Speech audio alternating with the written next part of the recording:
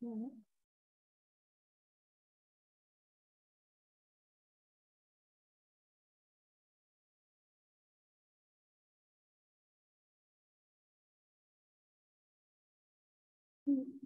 समीर, मैं अभी आपको समझा देती हूँ, एक सेकंड। अस्सलाम वालेकुम क्लास। तो फिर जरा माइक का इशू रिजॉल्व हो जाए। मुझे जरा ऑनलाइन स्टूडेंट्स बता दें कि आवाज़ क्लियर आ रही है आप लोगों को।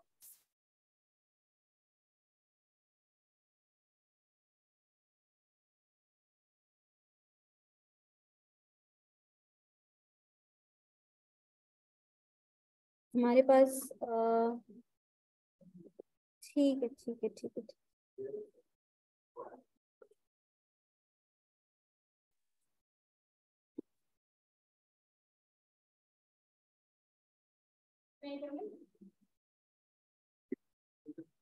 अच्छा एक तो ये कि ये जो मैं स्टार्ट कर रही हूँ तो बहुत ज्यादा शोर हो रहा है, देखो।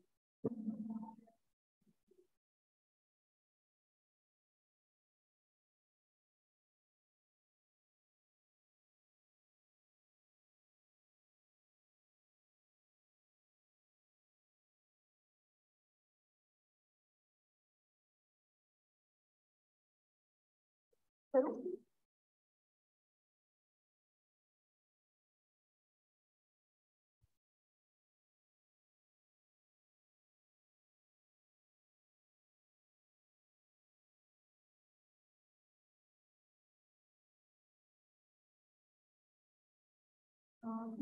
थोड़ा सा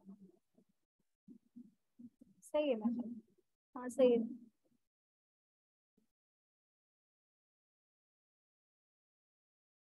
हाँ ठीक है, सही है, थैंक यू।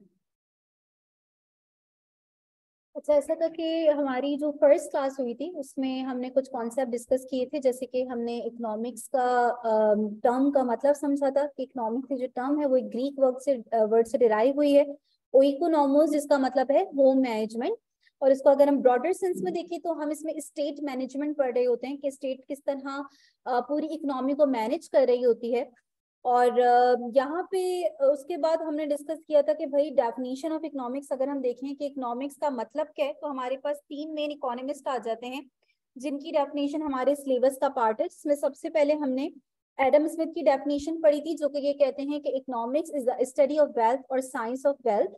और इसका मतलब हमने ये लिया था कि एडम स्मिथ का मतलब ये था कि हम इकोनॉमिक्स में ये पढ़ते हैं कि इकोनॉमी किस तरह प्रोडक्शन लेवल इकोनॉमी का कितना ज्यादा इम्पोर्टेंट है, यानी production of goods and services कितनी इंपॉर्टेंट है इकोनॉमी के लिए। जितना ज्यादा कोई भी इकोनॉमी प्रोडक्शन करेगी उतना ज्यादा उस इकोनॉमी का कंजम्पशन लेवल होगा और लिविंग स्टैंडर्ड होगा। तो यानी अगर हमें अपनी इकोनॉमी को डेवलप करना है, ग्रो करना है, तो हमें प्रोडक्शन ऑफ वेल्थ बढ़ानी होगी, यानी production of goods and services बढ़ानी होगी। समीर का ये क्वेश्चन आया है मेरे पास कि जरा आप डिस्ट्रीब्यूशन और एक्सचेंज समझा दें इन शॉर्ट। अच्छा जी, तो हमने तीन पॉइंट्स डिस्कस करे थे जो एडम स्मिथ की डेफिनेशन के फोर पिलर्स भी कहलाते हैं।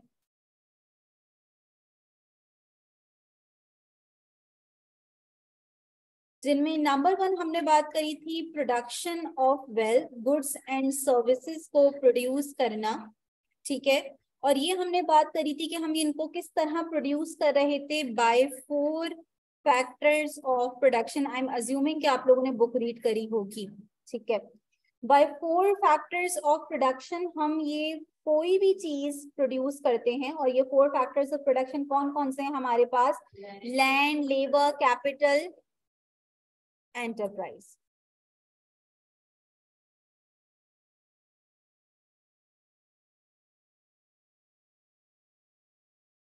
सेकंड हमने ये बात करी थी कि जाहिर है कि प्रोडक्शन के बाद उस चीज की क्या हो रही होती है, आपकी डिस्ट्रीब्यूशन हो रही होती है।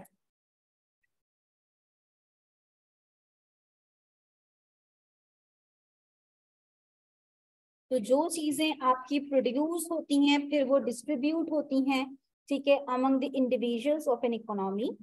थर्ड आपके पास आ जाता है डिस्ट्रीब्यूशन के बाद एक्सचेंज ऑफ, अच्छा डिस्ट्रीब्यूशन एक्सचेंज में डिफरेंस, सॉरी, एक्सचेंज में हमने ये बात करी थी कि चीजें एक्सचेंज होती हैं अमंग इकोनॉमिक एजेंट्स, और डिस्ट्रीब्यूशन में हमने ये बात करी थी कि ये वो 4 फैक्टर्स ऑफ प्रोडक्शन जिन्होंने इन चीजों को बनाने में अपनी सर्विसेज दी, उनको आप यहाँ पे क्या दे रहे होते हैं, रिवॉर्ड्स दे रहे होते हैं in terms of rent, in terms of salaries and wages,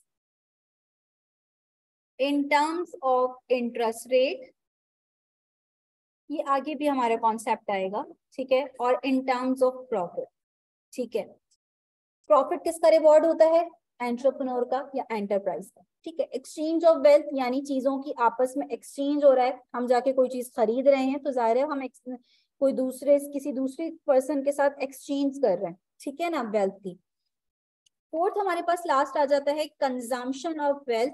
जाहिर है जब आप कोई चीज प्रोड्यूस हुई है तो उसका अल्टीमेट ऑब्जेक्टिव यही है कि हम उसको कंज्यूम करें, और कंजम्पशन ही हमारा अल्टीमेट ऑब्जेक्टिव है, क्योंकि हर कंज्यूमर क्या चाहता है, अपनी सेटिस्फेक्शन मैक्सिमाइज करना, ज्यादा से ज्यादा चीजों को कंज्यूम करना, अपना बेनिफिट्स बढ़ाना, ठीक है। तो ये 4 मेन पिलर्स थे जिन पे एडम स्मिथ की डेफिनेशन आपकी लाई करती है। सेकंड हमने डेफिनेशन डिस्कस करी थी एल्फ्रेड मार्शल की। ये डेफिनेशन क्या कह रही थी, इसने अपना फोकस वेलफेयर से वेल्थ से शिफ्ट करके किस पे ट्रांसफर कर दिया था, वेलफेयर पे ट्रांसफर कर दिया था। और इनकी डेफिनेशन का मेन ऑब्जेक्टिव ये था कि भाई हमें वेलफेयर को भी इंपॉर्टेंस देनी चाहिए। अगर हम खाली वेल्थ को इंपॉर्टेंस देते रहेंगे तो इससे सोसाइटी में बहुत ही नेगेटिव थॉट जो है वो डेवलप होंगे। तो हमें दूसरों के बारे में भी सोचना है, सिर्फ अपने बारे में नहीं सोचना। रॉबिन्स ने इकोनॉमिक्स को प्योर जो है वो उसका ऑब्जेक्टिव बताया कि इकोनॉमिक्स एक सबसे पहले जो कि एक समीर आपका ये क्वेश्चन था कि इकोनॉमिक्स को मैंने सोशल साइंस बोला था, तो हम इकोनॉमिक्स को सोशल साइंस क्यों बोलते हैं, क्योंकि सोशल साइंस कोई भी ऐसा सब्जेक्ट है जिसमें हम ह्यूमन बिहेवियर के किसी एस्पेक्ट के बारे में पढ़ते हैं।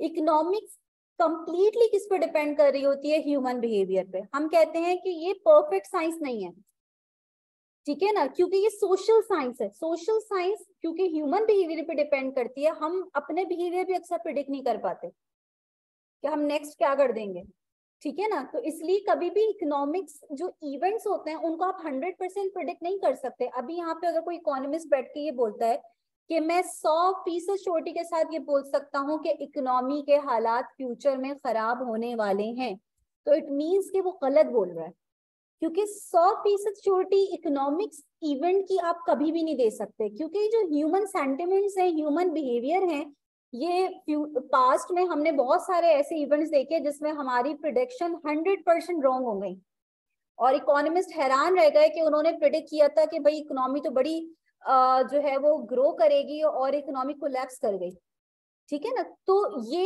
ह्यूमन बिहेवियर पे डिपेंड करती है, इसी वजह से हम इसको सोशल साइंस कहते हैं, सही है। अच्छा, अब रॉबिन्स ने ये बात एक्सप्लेन करी थी कि हम इकोनॉमिक्स में ये देखते हैं कि जो हमारी अनलिमिटेड वांट्स हैं उनको हम लिमिटेड रिसोर्सेज से किस तरह फुलफिल करने की कोशिश करेंगे, ठीक है। यहाँ पे मैंने एग्जांपल्स के साथ आप लोगों को समझाया था कि जब हमारे पास लिमिटेड रिसोर्सेज होते हैं, बहुत सारे ऑप्शंस अवेलेबल होते हैं, तो हम वो ऑप्शन चूज करेंगे जिससे हमें सबसे ज्यादा क्या हो रहा होगा, फायदा हो रहा होगा। एग्जाम्पल्स हमने समझ लिया था, मुझे नहीं लगता कि यहाँ पे कोई आप लोगों को कंफ्यूजन होगी। अच्छा जी, तो न्यू कॉन्सेप्ट हमारा यहाँ से स्टार्ट हो रहा है, नेचर ऑफ इकोनॉमिक्स से। थोड़ा बहुत अभी हमने डिस्कस भी किया था कि नेचर ऑफ इकोनॉमिक्स में हमसे वो क्वेश्चन पूछ रहा है कि इज इकोनॉमिक्स अ साइंस और एन आर्ट। अच्छा, तो हम इसका जवाब देने से पहले सबसे तो हमें ये पता होना चाहिए कि साइंस किसे कहते हैं और आर्ट्स किसे कहते हैं। जब भी हमें पता चल पाएगा कि क्या इकोनॉमिक्स को हमें साइंस कैटेगरी में डालना है या आर्ट्स की कैटेगरी में डालना है। तो साइंस की हमारे पास एक डेफिनेशन आ जाती है जो आप लोगों ने भी पढ़ी होगी कभी ना कभी, कि science is a systematic study of knowledge and facts which develop the correlation between cause and effect.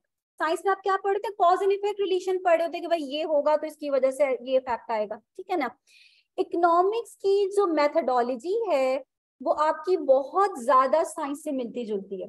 अच्छा, साइंस में हम क्या करते हैं, कोई चीज ऑब्जर्व करते हैं, उसको फिर एनालाइज कर रहे होते हैं, उस पर एक्सपेरिमेंट करते हैं और कोई अपनी फिर थ्योरी दे रहे होते हैं, ठीक है। इकोनॉमिक्स में सेम ऐसा ही होता है। इकोनॉमिक्स में भी क्या होता है कि हम डाटा कलेक्शन करते हैं, सही है, डाटा कलेक्शन के बाद उसको हम एक क्लासिफाई कर रहे होते हैं, जैसे कि फॉर एग्जांपल हमने डाटा कलेक्ट करा एक जगह का, कराची का, पर्टिकुलरली किसी ब्रांड को हमने ले लिया कि भाई खादी जब अपनी सेल लगाता है तो उसकी जब अपनी प्राइसेस कम करता है अपने आर्टिकल्स की, तो उससे उसकी सेल पे, डिमांड पे क्या इम्पैक्ट पड़ता है, ठीक है ना।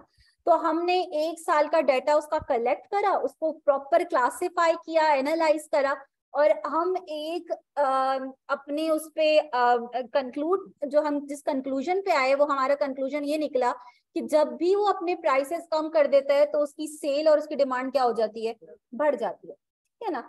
तो हमने इस तरह डिफरेंट जगहों का डाटा कलेक्ट करा और फिर हमें ये पता चला कॉज एंड इफेक्ट रिलेशन। मुझे 5 मिनट दीजिएगा, सॉरी फॉर डिस्टर्बेंस, बट एक इम्पॉर्टेंट कॉल है, मुझे अटेंड करना जरूरी है।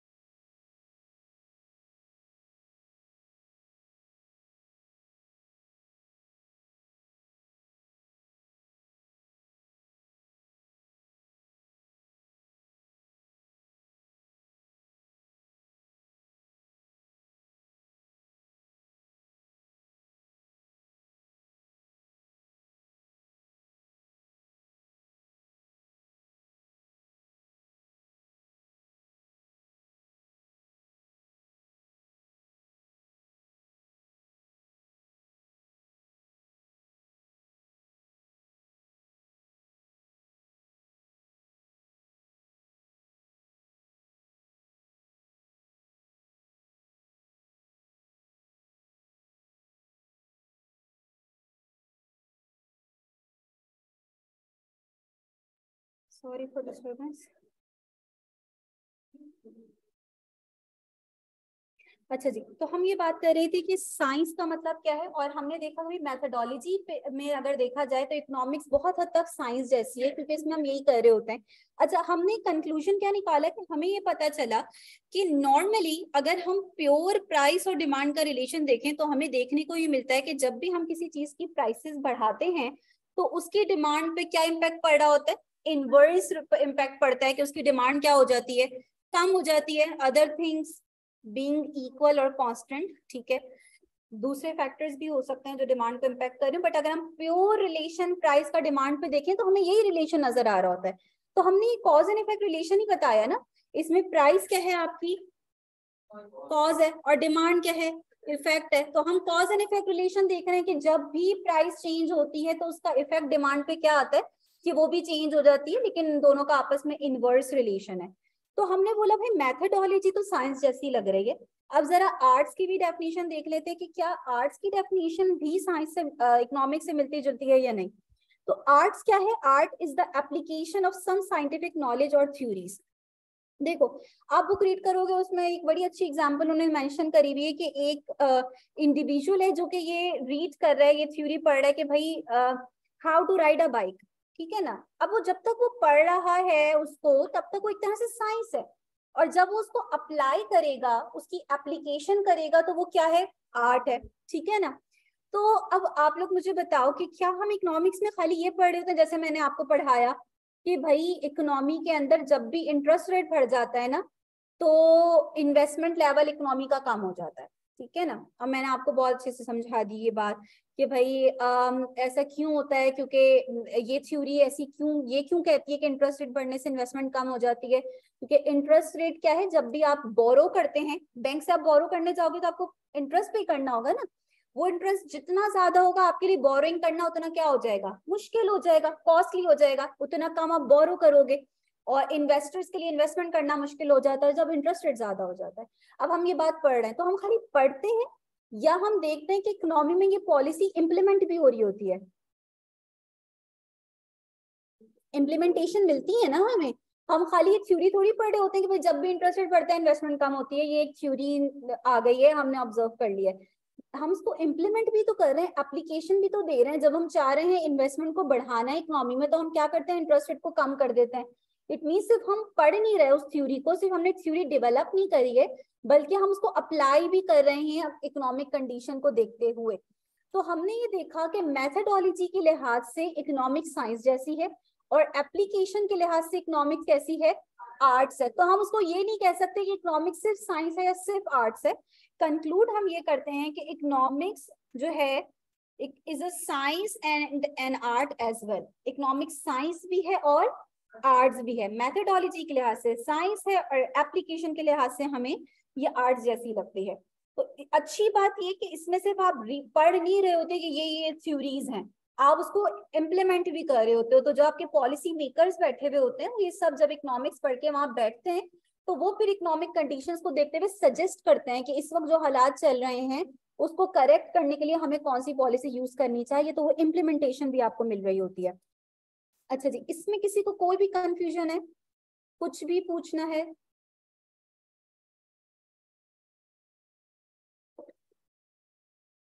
असल में मैंने प्रीवियस स्टूडेंट्स को पढ़ाया हुआ था तो ये इसमें इतना कुछ हुआ हुआ है इन स्लाइड्स में।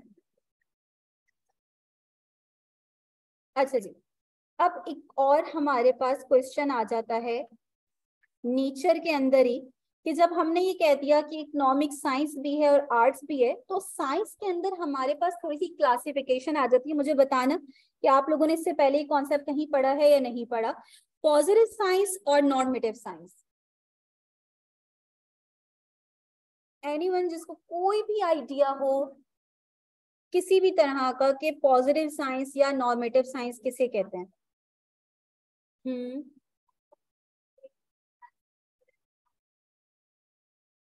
ठीक है। नॉर्मेटिव किस पे बेस कर रही होती है? ओपिनियन बेस्ड होती है। जैसे कि फॉर एग्जांपल मैं आपको कोई बात कह रही हूँ, लेट्स सपोज मैं आपको मैं कोई सजेशन दे रही हूँ कि भाई एआरटीटी को क्या करना चाहिए, एआरटीटी को अपनी ट्रांसपोर्टेशन जो है ना वो चलानी चाहिए, इससे स्टूडेंट्स की काफी हेल्प होगी। ठीक है ना, ये क्या है, मेरी अपनी सजेशन है। ठीक है, ये नॉर्मेटिव के अंदर आएगी, ये मेरा अपना ओपिनियन है। हो सकता है कि कोई और इस बात के अगेंस्ट हो, बोले कि नहीं ऐसा नहीं होना चाहिए। ठीक है ना, तो ओपिनियंस में तो इख्तलाफ होता है। ठीक है, तो ये जो ओपिनियंस जो आ जाते हैं ये नॉर्मेटिव के अंदर आ जाते हैं। पॉजिटिव सिंपली क्या है, फैक्ट्स है। ठीक है ना, और फैक्ट्स को आप प्रूव कर सकते हो। जैसे कि फॉर एग्जांपल यहाँ पे बड़ी एक सिंपल सी एग्जांपल आपके सामने लिखी हुई है कि Pakistan is the 5th largest populated country in the world. अगर मैं ये फैक्ट आपके सामने रख रही हूँ तो आप डिनाई नहीं कर सकते, क्योंकि आपको पता है कि ये डेटा से प्रूवन बात है। ठीक है ना, मैंने अपने पास से कोई बात नहीं कह दी, मैं फैक्ट बता रही हूँ कि ऐसा है, क्योंकि आपको फिगर्स इस बात को प्रूव करेंगे। पाकिस्तान पॉपुलेशन के लिहाज से दुनिया में 5वें नंबर पे आता है। ठीक है ना, तो पॉजिटिव साइंस आपको क्या बताती है, फैक्चुअल स्टेटमेंट्स जो हैं वो आपकी पॉजिटिव साइंस के अंदर आ जाती हैं। आपको फैक्ट्स बता रही होती है। व्हाट इसका मतलब है कि क्या चल रहा है, करंट सिचुएशन क्या है इकोनॉमी की। ठीक है ना, जबकि नॉर्मेटिव क्या कहती है, व्हाट ऑट टू बी या व्हाट शुड बी, क्या होना चाहिए। ठीक है ना, पॉजिटिव को हम एनालाइज कर सकते हैं, उसको टेस्ट कर सकते हैं, बता सकते हैं कि ये फैक्ट सही हैं या गलत हैं। जबकि नॉर्मेटिव जो है वो एक आइडियल सिचुएशन बता रही होती है ना, कि भाई हर कोई अपनी एक ओपिनियन बता रहे हैं कि भाई ऐसा होना चाहिए ऐसा होना चाहिए। तो ये कोई ऐसी स्टेटमेंट नहीं होती जिसे हम प्रूव कर सकें या टेस्ट कर सकें। ठीक है ना, अब अगेन क्या इकोनॉमिक्स पॉजिटिव साइंस है या नॉर्मेटिव साइंस है? इसका मैं हमें बहुत ही आसान सा आंसर है कि हम इकोनॉमिक्स में जब तक हमें फैक्ट्स नहीं पता होंगे प्रॉब्लम है क्या, तब तक उनको उनको सजेशन कैसे देंगे उन पर। तो सबसे पहली तो हमें ये पता होना चाहिए ना कि पाकिस्तान में इस वक्त इशू क्या चल रहा है, क्या इन्फ्लेशन प्रॉब्लम है या अनएम्प्लॉयमेंट प्रॉब्लम है, मेन प्रॉब्लम क्या है। तो सबसे पहले हम तो फैक्ट्स पढ़ेंगे ना, फिगर्स, फैक्ट्स एंड फिगर्स, हमारे पास डाटा आएगा, उससे हम देखेंगे अच्छा ये एक मेन प्रॉब्लम है जो इस वक्त पाकिस्तान की है। फिर हम सजेस्ट करेंगे, फिर हम आ जाएंगे पॉलिसी मेकिंग में कि भाई इस प्रॉब्लम को सॉल्व करने के लिए हमें क्या करना चाहिए। ठीक है ना, तो इकोनॉमिक्स में आप पॉजिटिव स्टेटमेंट्स भी देखोगे, फैक्ट्स भी देखोगे, और फिर इकोनॉमिक्स में आप सजेशन पॉलिसी मेकिंग भी देखोगे कि फिर कौन कौन से हमारे पास ऑप्शंस अवेलेबल हैं जो हम यूज कर सकते हैं। ठीक है, तो आप पॉजिटिव स्टेटमेंट और नॉर्मेटिव स्टेटमेंट्स दोनों देखोगे इकोनॉमिक्स में। इट मींस कि हमने सबसे पहले तो बात ये करी कि इकोनॉमिक्स साइंस भी है और आर्ट्स भी है, और फिर हमने ये बात करी कि इकोनॉमिक्स पॉजिटिव साइंस भी है और नॉर्मेटिव साइंस भी है।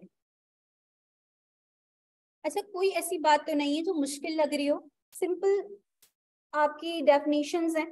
और हो सकता है कि फर्स्ट चैप्टर थोड़ा सा आप लोगों को बोरिंग लगे, क्योंकि ये डेफिनेशंस हैं, ठीक है। इतना ज्यादा इसकी जब हम बकायदा कोई थ्योरी पढ़ना स्टार्ट करेंगे, उसको जरा रियल एग्जांपल्स से लिंक करेंगे, थोड़ा इंटरेस्टिंग हो जाएगा। इसी वजह से मैं पहला चैप्टर कभी भी कंप्लीट नहीं पढ़ाती, मैं उसको हाफ पढ़ाती हूँ, जितना जरूरी होता है अभी इस टाइम के लिए। अच्छा जी, कितने स्टूडेंट्स को ये पता है कि हम इकोनॉमिक्स को 2 मेन टाइप्स या ब्रांचेस में डिवाइड कर रहे होते हैं?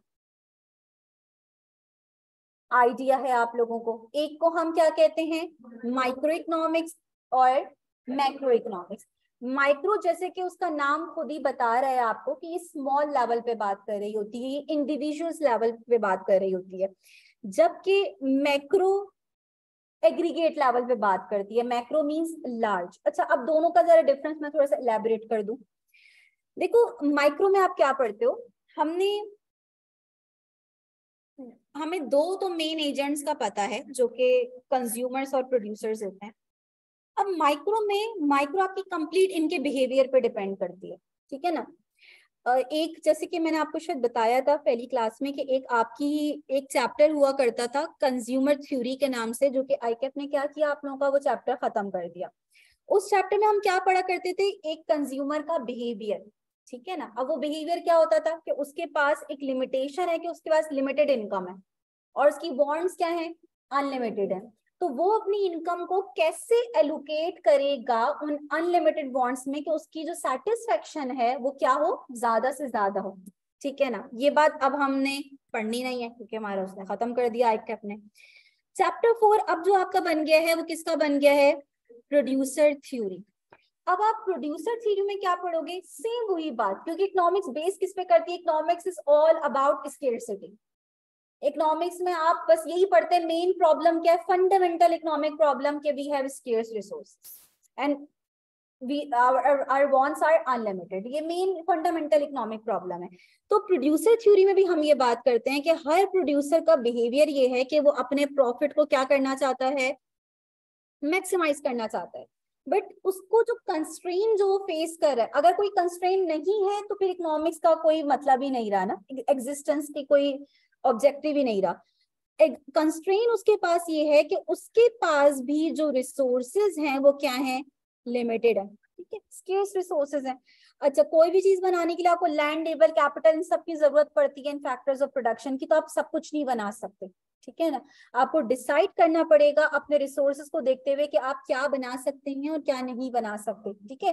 तो अगेन इसमें भी डिसीजन मेकिंग इंपॉर्टेंट है आपकी, ठीक है।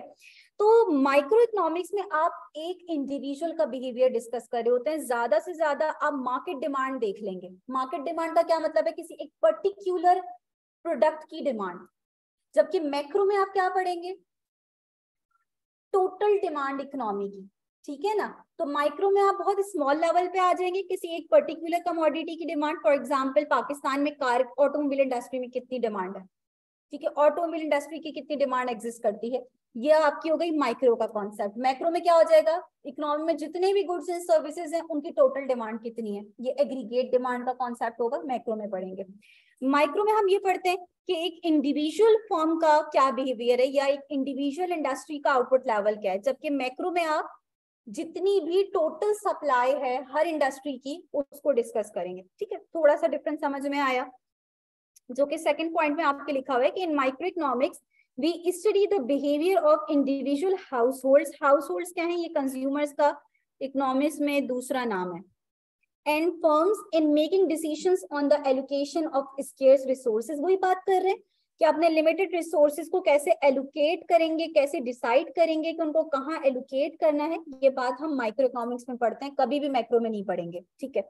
दूसरा जो इन्होंने थर्ड डिफरेंस जो मैंने यहाँ पे मेंशन करा हुआ है आप लोगों को, वो ये है कि it deals with various issues. अब माइक्रो में आप किन इश्यूज के बारे में डिस्कस करेंगे, लाइक कमोडिटी प्राइसिंग, सबसे इंपॉर्टेंट फैक्टर जिसकी वजह से माइक्रो इकोनॉमिक्स को हम प्राइस थ्योरी भी कहते हैं। अच्छा, अब कमोडिटी प्राइसिंग, बहुत सारे स्टूडेंट्स के जहन में ये क्वेश्चन आता होगा कि भाई किसी भी चीज की प्राइस कैसे डिटरमिन होती है, एक चीज 100 रुपए की मिल रही है, 200 रुपए की मिल रही है, कौन डिसाइड कर रही है, ठीक है ना।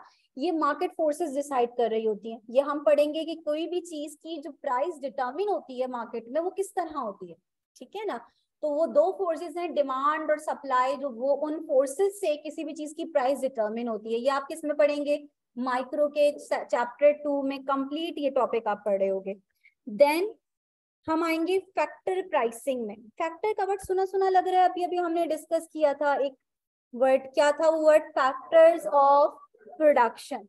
तो फैक्टर्स ऑफ प्रोडक्शन की प्राइस यानी उनके रिवॉर्ड की बात हो रही है। तो आपकी इकोनॉमी में वेजेस, क्या सब हर इकोनॉमी में सेम वेजेस और सैलरीज मिल रही होती है, रेंट सेम होता है हर जगह का, नहीं, डिफरेंस होता है। तो आप यही पढ़ोगे कि आपकी इकोनॉमी में जो फैक्टर प्राइसिंग है वो किस तरह की हो रही है, लेबर की वेजेस कितनी है, और ये कौन से फैक्टर्स हैं जो लेबर की वेजेस को डिसाइड कर रहे हैं, ठीक है ना। इसी तरह रेंट आपकी इकोनॉमी के ओवरऑल क्या चल रहा है और कौन से फैक्टर्स रेंट डिसाइड कर रहे हैं। तो ये फैक्टर प्राइसिंग भी आप माइक्रो का कॉन्सेप्ट है, लेकिन ये कि आप लोगों के कोर्स में इतना ज्यादा ये इंक्लूड नहीं है क्योंकि थोड़ा सा ये ब्रॉड लेवल पे आ जाता है।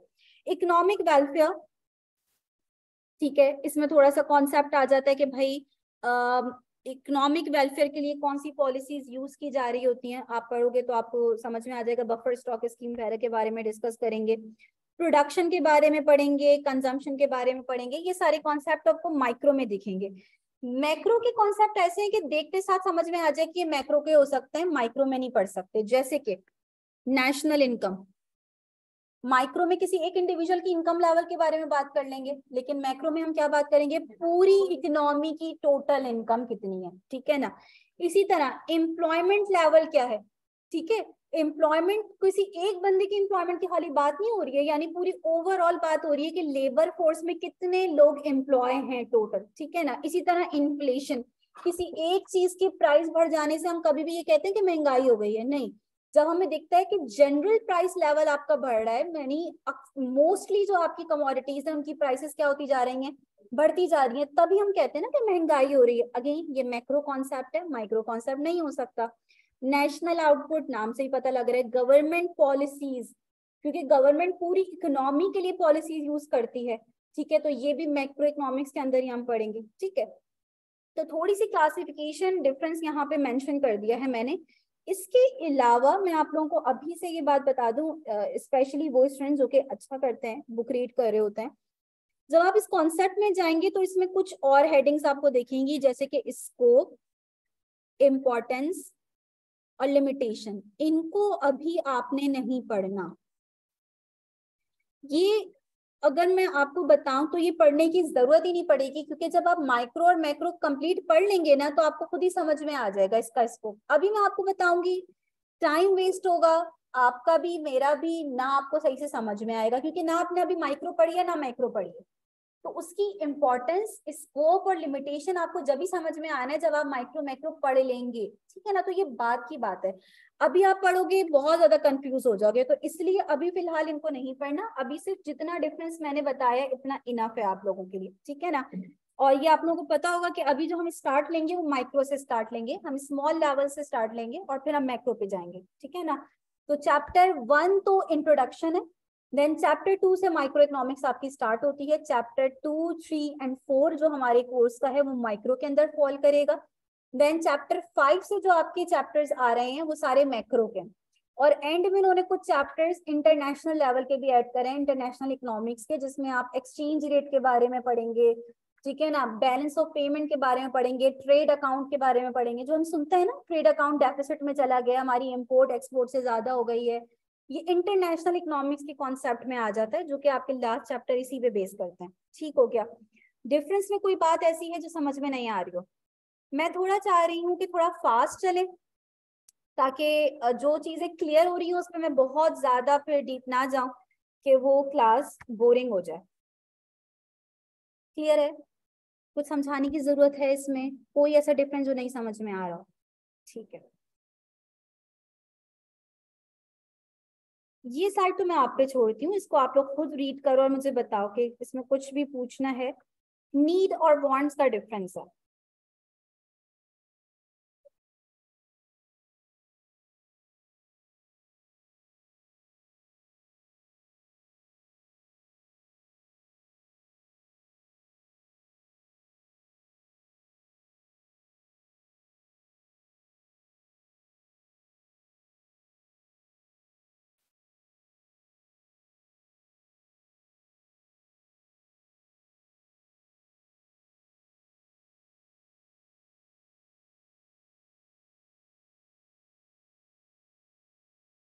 आसान सी बात है। ठीक है, नीड्स क्या है? वही जो एक नारा आपने सुना होगा, रोटी कपड़ा और मकान।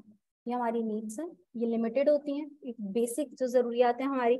जबकि जो वांट्स हैं उनकी कोई लिमिट नहीं है, वो अनलिमिटेड है, कभी खत्म नहीं होती। आप क्या चाहते हैं आपके अपनी जिंदगी में, तो बहुत सारी चीजें जो हम चाह रहे होते हैं। तो बेसिक नेसेसिटीज हमारी लिमिटेड होती हैं, बट वांट्स हमारी अनलिमिटेड होती हैं।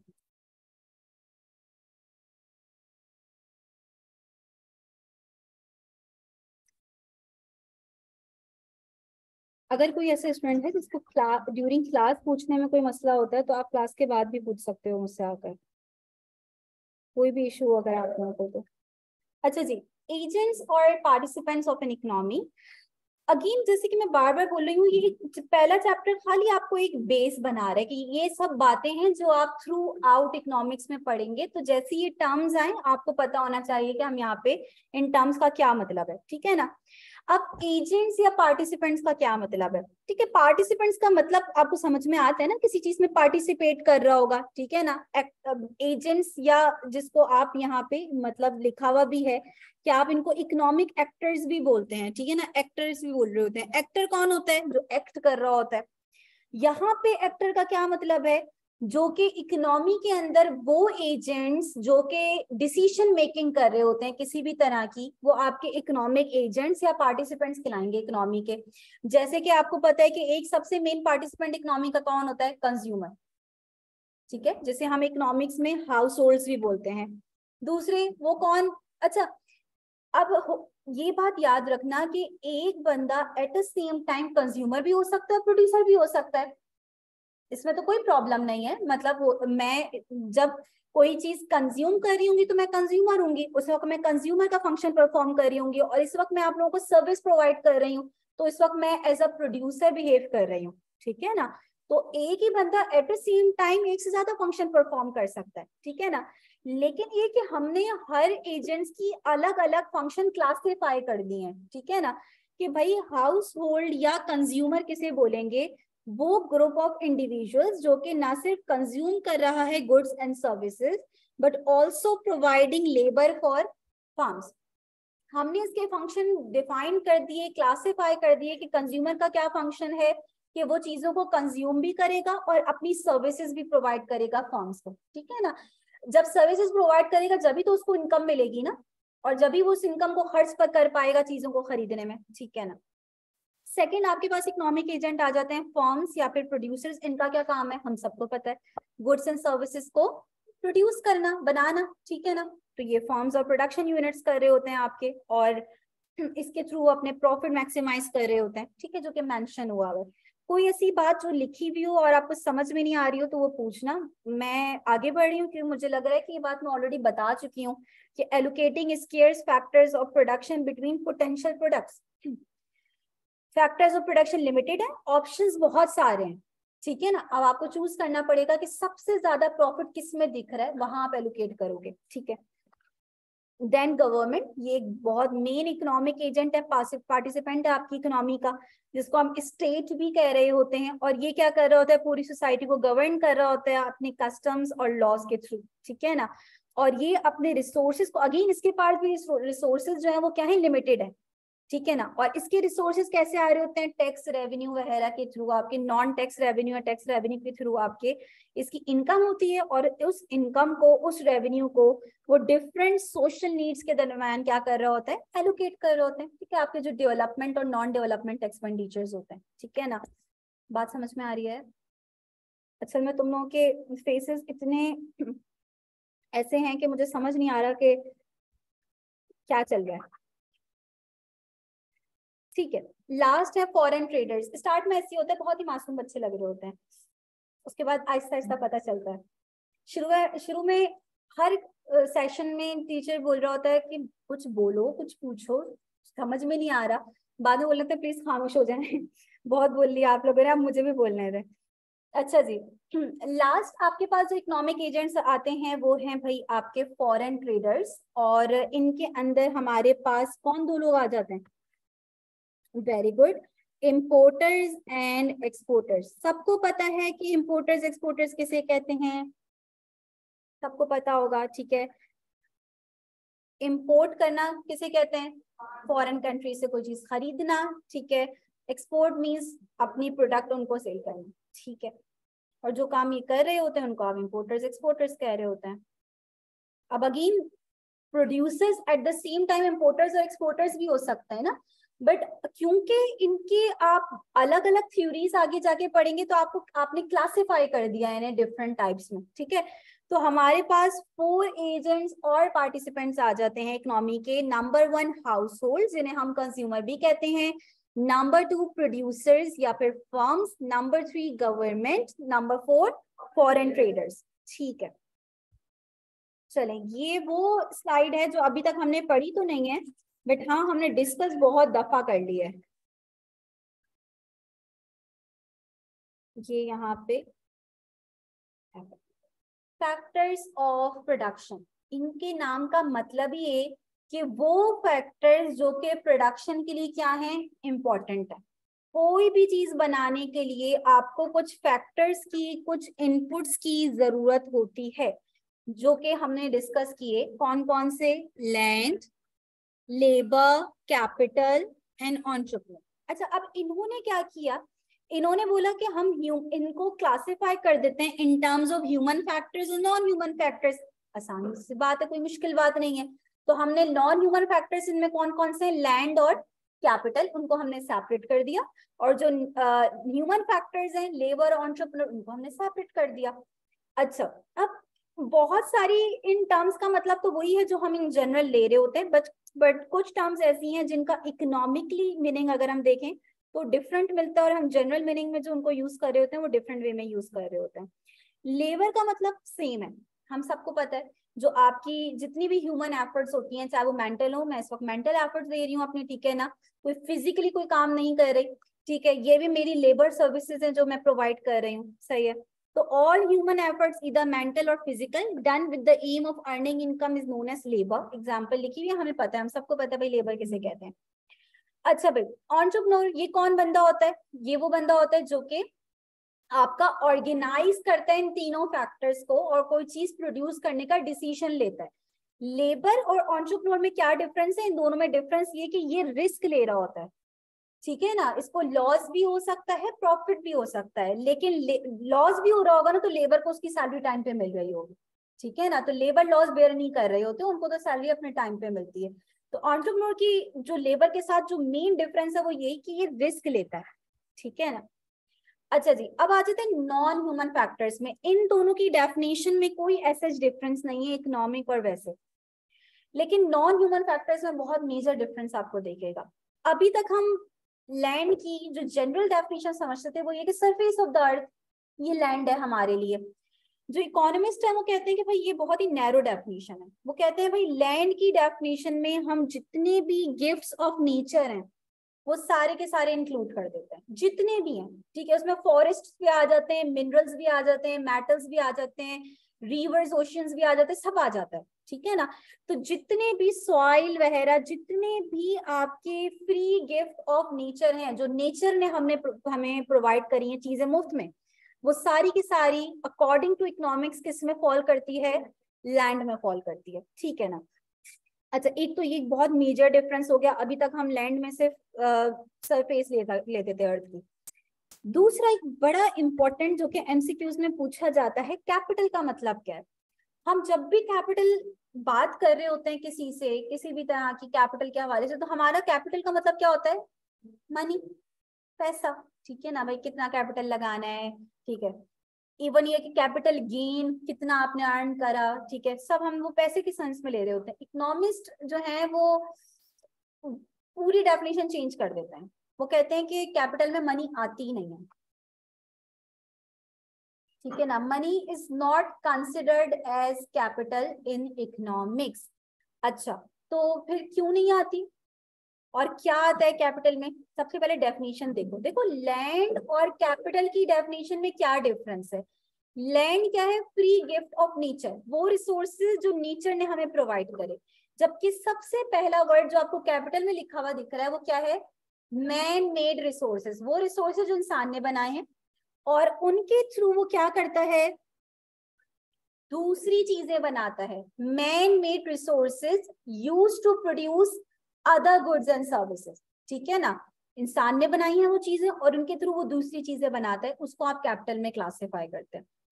अब इकोनॉमिस्ट ये कहते हैं कि पैसा इस वजह से कैपिटल नहीं है क्योंकि पैसा इटसेल्फ कुछ भी प्रोड्यूस नहीं कर सकता, पैसे से आप कुछ ना कुछ लोगे और वो प्रोड्यूस करेगा, ठीक है ना। फॉर एग्जाम्पल किसी के पास 1 लाख है, वो उससे कोई मशीन खरीद लेता है, वो मशीन प्रोड्यूस करेगी, तो वो मशीन कैपिटल है, जिस पैसे से उसने लिया वो कैपिटल नहीं है, ठीक है ना। तो वो कहते हैं भाई इनडायरेक्टली जो है ये सोर्स तो है कैपिटल फॉर्मेशन का, बट इसको कैपिटल नहीं कहते हम। बात समझ में आ रही है सबको?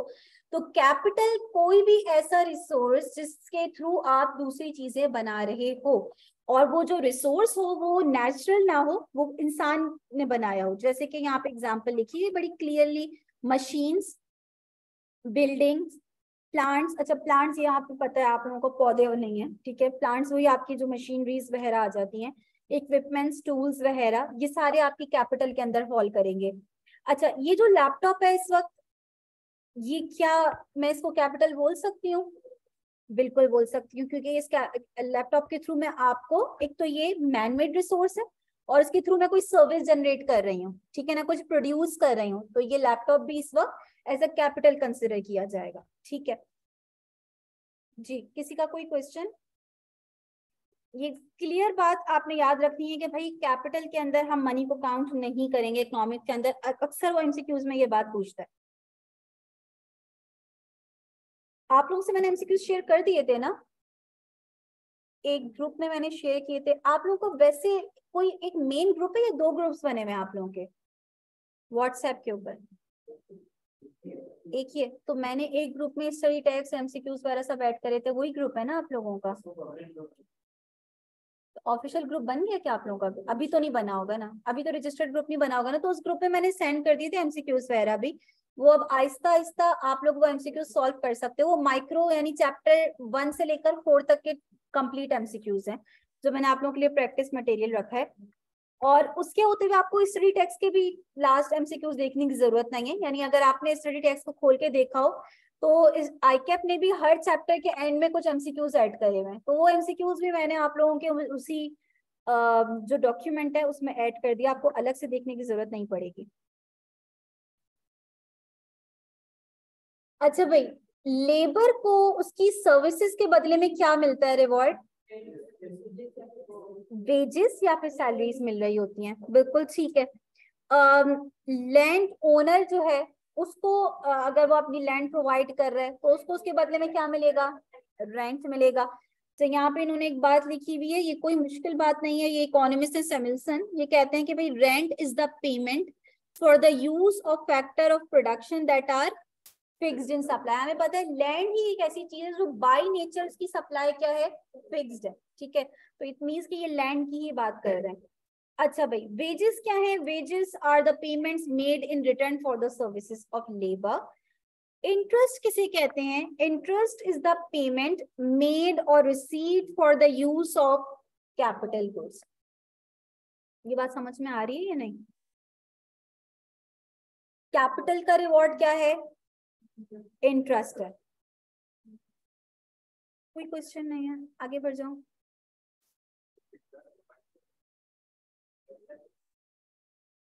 क्वेश्चन पूछो ना तुम लोग, तो बिल्कुल ही कोई सवाल नहीं आ रहा जहन में। इंटरेस्ट के आने पे सवाल आना चाहिए भाई, कि अभी हमने कैपिटल के अंदर मनी को एक्सक्लूड कर दिया, तो हम फिर यहाँ पे रिवॉर्ड के अंदर इंटरेस्ट की बात कैसे कर रहे हैं, ठीक है ना। तो ये सवाल मैं बोलती हूँ स्टूडेंट से कि ये आना चाहिए, बट इसका कोई जवाब नहीं है। अच्छा, वो कहते हैं कुछ भाई कुछ सब्जेक्ट के आपके ग्रे एरियाज होते हैं, ये इकोनॉमिक्स का ऐसा एरिया है जिसका कोई भी क्लियर जवाब नहीं दे सकता, क्योंकि इसमें प्रॉब्लम लाई करती है, ठीक है।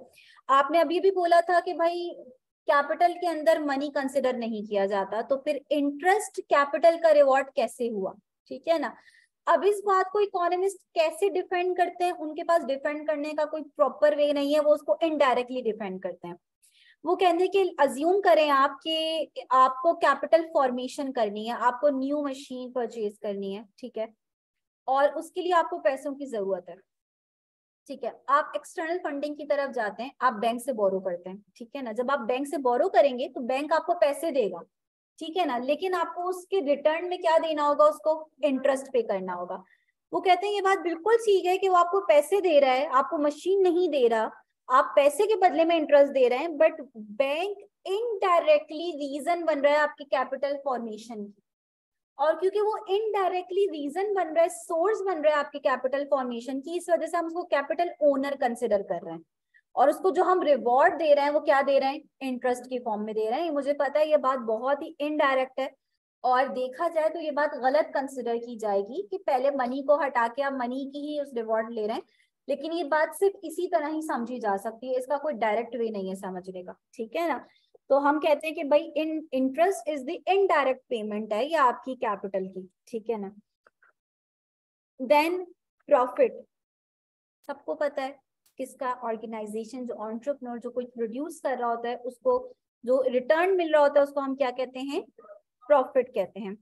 अच्छा, एक एमसीक्यू इससे रिलेटेड बहुत सारे स्टूडेंट्स के पास आया कि भाई एक फिशरमैन है जो फिश कैच करता है, उसको जो रिवॉर्ड मिलता है वो उसकी वेजेस है, प्रॉफिट है, रेंट है, क्या है। तो क्या बोलोगे भाई, एक फिशरमैन है जो फिशेस कैच करता है, उसको जो रिवॉर्ड मिलता है उसके रिवॉर्ड को क्या बोलेंगे हम, प्रॉफिट मिलेंगे बोलेंगे, उसको कोई सैलरी थोड़ी मिल रही है। तो छोटे छोटे से चैप्टर 1 से तो एमसीक्यूज आते हैं। कुछ आगे हम कॉन्सेप्ट पढ़ेंगे बाद में जो कि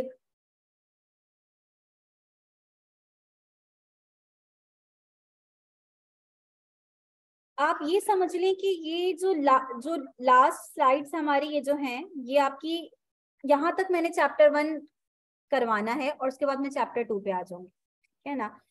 तो इसको मैं थोड़ा सा फास्ट लेकर चल रही हूँ, इंशाल्लाह चैप्टर 2 स्टार्ट होगा तो वो थोड़ा सा आप लोगों को डिफरेंट लगेगा चैप्टर 1 से।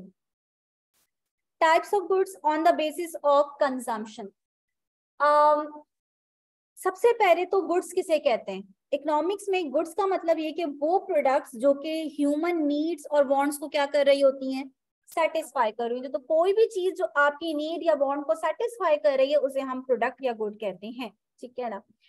कहते हैं भाई कंजम्पशन के लिहाज से हमारे पास कुछ कैटेगरीज आ जाती हैं गुड्स की, ठीक है, जिनमें हमारे पास आ जाते हैं भाई merit goods, demerit goods, public goods, private goods and club goods. ये 5 टाइप्स आ जाती हैं, types of goods on the basis of consumption.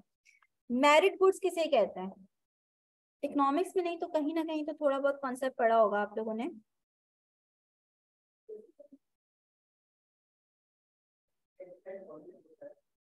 Very good, जिनका इम्पैक्ट पॉजिटिव होता है, ठीक है, थोड़ी सी डेफिनेशन आपने बता दी। इसके अलावा किसी ने कुछ पढ़ा हो मैरिड गुड्स के हवाले से।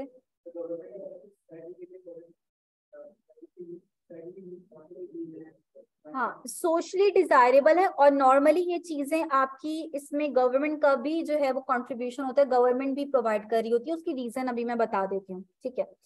यहाँ पे कुछ टर्म्स ऐसी लिखी हुई हैं जो शायद आप लोगों को समझ में नहीं आ रही हूँ, जैसे कि सबसे पहली टर्म ये मेंशन करना जरूरी था क्योंकि बुक में थी, आप बुक रीड करते तो आपको प्रॉब्लम होती।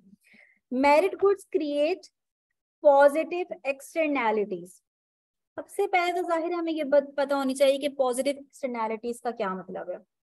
देखो एक्सटर्नैलिटीज किसे कहते हैं, एक्सटर्नैलिटी एक एक्सटर्नल इफेक्ट को कह रहे होते हैं जो कि थर्ड पार्टी पे आ रहा होता है। अब थर्ड पार्टी क्या है, एक तो आपके कंज्यूमर है और एक आपका प्रोड्यूसर है। अगर उन उन दोनों के दरमियान कोई ट्रेड हो रही है और उसका इम्पैक्ट किसी दूसरे पे पड़ रहा है तो वो आप क्या बोलेंगे, ये एक एक्सटर्नल इम्पैक्ट है, ठीक है ना, ये थर्ड पार्टी इम्पैक्ट है। तो एक्सटर्नैलिटी को अक्सर आप थर्ड पार्टी इफेक्ट भी कह रहे होते हैं। अब ऐसे तो नहीं समझ में आएगा, जाहिर है, मैं आपको एग्जांपल देती हूँ पॉजिटिव एक्सटर्नैलिटी की। अच्छा, अगर हम पॉजिटिव एक्सटर्नैलिटी की बात करें तो एक जो एग्जांपल हम यूज कर सकते हैं वो 2 फार्म्स की यूज कर सकते हैं। ये 2 फार्म्स हैं, एक आपका ये एप्पल फार्म है, ठीक है, और ये जो फार्म ए है इसने हनी बीज रखी हुई हैं जो कि आपकी नेक्टर से हनी कलेक्ट करके जो है ना वो आपकी प्रोवाइड कर रही हैं, ठीक है ना। अच्छा, अब फार्म ए के फर्स्ट और सेकंड पार्टी कौन है? जो प्रोड्यूस कर रहे हैं वो फर्स्ट पार्टी हो गया, जो इनसे हनी ले रहे होंगे वो सेकंड आपकी पार्टी है। लेकिन इस फार्म पे एक पॉजिटिव इफेक्ट आ रहा है, ठीक है। और वो इफेक्ट क्या आ रहा है कि ये जो यहाँ से जो हनी बीज हैं वो ना सिर्फ यहाँ के ट्रीज वजह से नेक्टर कलेक्ट कर रही हैं, बल्कि कुछ हनी बीज यहाँ से फ्लाई करके क्या चली जाती हैं, फार्म बी में चली जाती हैं, और वहां वो एप्पल ट्री से भी नेक्टर कलेक्ट करके आ जाती हैं। तो यानी उसको ज्यादा हनी हनी प्रोड्यूस हो रहा है, और ये पॉजिटिव इम्पैक्ट उसका किस वजह से पड़ रहा है? फार्म बी की वजह से पड़ रहा है। ये एक पॉजिटिव इम्पैक्ट है, ठीक है, जो कि आपका फार्म बी का हट के है, उसके कंज्यूमर प्रोड्यूसर साइड से हट के वो थर्ड पार्टी इफेक्ट आ रहा है आपका। ये एक पॉजिटिव एक्सटर्नैलिटी कहलाती है आपकी, एक पॉजिटिव इम्पैक्ट जो कि थर्ड पार्टी पे आ रहा है। नेगेटिव एक्सटर्नैलिटी की तो मल्टीपल एग्जांपल्स हैं, जैसे कि आपके बराबर में कोई बैठा स्मोकिंग कर रहा है, ठीक है ना, थर्ड पार्टी इफेक्ट है भाई, आपका कोई लेना देना नहीं है, उसके बावजूद आप पे एक नेगेटिव इम्पैक्ट पड़ रहा है उसकी इस एक्ट की वजह से, नेगेटिव एक्सटर्नैलिटी है, ठीक है ना। तो किसी भी एक्टिविटी का सोसाइटी पे नेगेटिव इम्पैक्ट पड़ना नेगेटिव एक्सटर्नैलिटी कहलाएगा, और किसी एक्टिविटी का एक पॉजिटिव इम्पैक्ट क्रिएट होना बहुत ज्यादा लोगों पे सोसाइटी पे, वो पॉजिटिव एक्सटर्नैलिटी कहलाएगा। अब ये कह रहे हैं कि मेरिट गुड्स क्या क्रिएट करते हैं? Positive externalities. इसी वजह से ये सोसाइटी के लिए डिजायरेबल कहला रहे होते हैं, ये सोशली डिजायरेबल होते हैं, ठीक है ना। सोसाइटी चाहती है कि ये चीजें ज्यादा प्रोड्यूस हो क्योंकि सोशल वेलफेयर बढ़ाएंगे, पॉजिटिव इम्पैक्ट पड़ रहा होगा ना सोसाइटी पे। अब इन्होंने एग्जाम्पल क्या दी है? इन्होंने एग्जाम्पल दी है, आगे वाली बात हम बाद में डिस्कस करेंगे। Number 1, education. Education merit good क्यों है?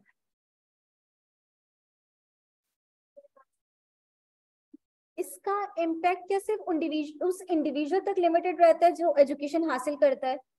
नहीं, हमें पता है कि भाई एजुकेटेड सोसाइटी जो है वो आपकी वेल मैनर्ड होगी, हजार उसमें जो है वो डिफरेंस होगा किसी ऐसी सोसाइटी से जो कि जिसमें इलिटरेसी रेट ज्यादा होगा, ठीक है ना। तो हम क्लियर जो है वो डिफरेंस बता सकते हैं लिटरेसी रेट ज्यादा और कम होने से, ठीक है। तो एजुकेशन मेरिट गुड इस वजह से है क्योंकि ये पॉजिटिव एक्सटर्नैलिटी क्रिएट कर रहा है। हम जो एजुकेशन ले रहा होता है इम्पैक्ट सिर्फ उस तक लिमिटेड नहीं रहता, बल्कि पूरी सोसाइटी जो है वो उसका इम्पैक्ट फील कर रही होती है, ठीक है ना। अब यहाँ पे एक बात मेंशन है कि अक्सर ये चीजें क्या होती हैं, under consume and hence under produce. जब उसको कम कंज्यूम किया जाएगा तो प्रोडक्शन भी उसकी क्या होगी, कम होगी। अब थोड़ा सा लॉजिक पे जाओगे तो बात समझ में आ जाएगी कि अंडर कंज्यूम क्यों होती है, क्योंकि इंडिविजुअल उसकी इंपॉर्टेंस इतने ब्रॉड लेवल पे नहीं समझ पाते। एक बंदा सिर्फ ये सोचता है कि यार मैं अपने बच्चों को एजुकेशन क्यों दूंगा, ज्यादा से ज्यादा क्या होगा कि भाई वो बाद में पढ़ लिख कर अच्छी जॉब करेगा, कमाएगा, ठीक है। कॉस्ट मेरी क्या आ रही है कि अभी फी वगैरह पे करनी पड़ेगी, ज्यादा बेहतर है अभी से ही शॉप पे बैठा दो कहीं, अभी से इनकम आना शुरू हो जाएगी। तो वो जो बेनिफिट देख रहा है वो सिर्फ अपने देख रहा है, ठीक है ना, जिसकी वजह से हो सकता है कि वो उसको अंडर कैलकुलेट करके, अंडर एस्टिमेट करके वो डिसाइड करे कि भाई ये चीज नहीं हासिल करनी, ठीक है ना, मेरा ही ज्यादा नुकसान होगा। अब वो ये नहीं देख रहा कि सोसाइटी अगर ये हर कोई इसी तरह सोचने लग जाए तो सोसाइटी का ओवरऑल इसकी वजह से कितना नुकसान होगा, कितनी कॉस्ट आएगी सोसाइटी पे, ठीक है ना। तो अगर इसकी इंपॉर्टेंस इंडिविजुअल सही से नहीं समझ पाएंगे, सिर्फ वो अपने तक लिमिटेड रहकर इस बात को सोचेंगे, तो ये चीजें अक्सर क्या हो जाएंगी, अंडर कंज्यूम हो जाएंगी, जितनी कंजम्पशन इनकी होनी चाहिए उससे क्या होंगी, कम होगी। तो इनकी प्रोडक्शन और कंजम्पशन को इनकरेज करने के लिए हमारे पास कौन आ जाती है भाई, गवर्नमेंट आ जाती है। आप देखेंगे कि मेरिट गुड जितने भी होंगे गवर्नमेंट सब्सिडीज प्रोवाइड कर रही होगी, ठीक है। एजुकेशन सब्सिडाइज रेट पे आपको जो है वो दी जा रही होती है, पब्लिक जो आपके कॉलेजेस और यूनिवर्सिटीज हैं, ठीक है ना। इसी तरह आप हेल्थ पे आ जाओ, भाई आप बोलो मेरी हेल्थ खराब है, मेरा मसला है, भाई बाकियों का क्या मसला होगा? नहीं, जहां आप काम कर रहे हो वहां आपकी वजह से आपकी प्रोडक्टिविटी सही नहीं जा रही है, तो उस फर्म का, उस इंस्टीट्यूट का भी जो है वो आउटपुट लेवल पे इम्पैक्ट पड़ रहा है। तो अगेन हेल्थ का प्रॉब्लम सिर्फ आप तक लिमिटेड नहीं रहता, आप देखोगे हेल्थ सेक्टर पे भी गवर्नमेंट की कंट्रीब्यूशन होती है, पब्लिक आपके गवर्नमेंट हॉस्पिटल्स वगैरह होते हैं, फ्री या बहुत ही लो कॉस्ट पे जो है वो प्रोवाइड की जा रही होती है आपके हेल्थ फैसिलिटीज। इसी तरह पार्क्स हैं या जो आप प्लांटेशन वगैरह कर रहे हो, अगेन इसका फायदा कुछ लोगों तक नहीं, पूरी सोसाइटी के इन्वायरमेंट आपका चेंज हो रहा होता है, ठीक है ना। इन पार्क्स वगैरह की वजह से इन्वायरमेंट फ्रेंडली होते हैं, इनका पूरी सोसाइटी पे इम्पैक्ट आता है, ठीक है ना, ये जितना ज्यादा होंगे। तो ये वो सारी चीजें हैं जो पॉजिटिव एक्सटर्नैलिटी क्रिएट कर रही होती है पूरी सोसाइटी के लिए, जो है वो आपकी अच्छी कंसिडर की जाती हैं, और इसी वजह से इनको इनकरेज किया जाता है गवर्नमेंट की तरफ से। मेरे ख्याल में जब आप मेरिट गुड समझ लिया अगर आपने, तो डीमेरिट गुड समझना बहुत आसान है। डीमेरिट गुड सोसाइटी के लिए क्या कंसिडर किए जाते हैं? बैड, क्योंकि ये क्या क्रिएट कर रहे होते हैं? Negative externality. और इनको गवर्नमेंट इनकरेज करेगी या डिस्करेज करेगी? डिस्करेज करेगी। तभी अब जो डिस्करेज कैसे कर रही होती है, अक्सर टैक्सेस वगैरह के थ्रू हाई टैक्सेस लगा के उनको डिस्करेज किया जाता है इन एक्टिविटीज को। एग्जाम्पल लिखी हुई अल्कोहल, तो आप ओवरऑल एग्जांपल ले सकते हैं, अल्कोहल की बात कर लें, आप सिगरेट की बात कर लें, या किसी और ऐसी प्रोडक्ट की बात कर लें। अब मुझे नहीं पता अभी एक टाइम पे कि कितना उसकी प्राइसेस में इम्पैक्ट पड़ा था, ये जो आपकी छालियां वगैरह होती है इसकी प्राइसेस कितनी ज्यादा बढ़ गई थी। तो गवर्नमेंट की मतलब क्या कोशिश क्या थी, इनकी कंजम्पशन क्या होनी चाहिए, कम से कम होनी चाहिए, प्रोडक्शन इनकी कम करनी है, ठीक है। तो जो भी आपके डीमेरिट गुड्स होते हैं, गवर्नमेंट की कोशिश होती है उनको डिस्करेज करे, क्योंकि वो सोसाइटी के लिए हार्मफुल इम्पैक्ट क्रिएट कर रहे हैं। और एक इंडिविजुअल उनकी जो इम्पैक्ट है उसको सही समझ नहीं पाता, सिर्फ अपने तक समझता है, इसी वजह से वो उसको जितना कंज्यूम करना चाहिए उससे ज्यादा कंज्यूम कर रहा होता है। देन आपके पास एक बहुत ही हटके एक आ जाता है, नाम से तो बड़ा आसान है, पब्लिक गुड्स। पब्लिक गुड्स क्या पता लग रहा होगा कि भाई कौन से गुड्स हैं जो कौन प्रोवाइड कर रहा है? Provided by government.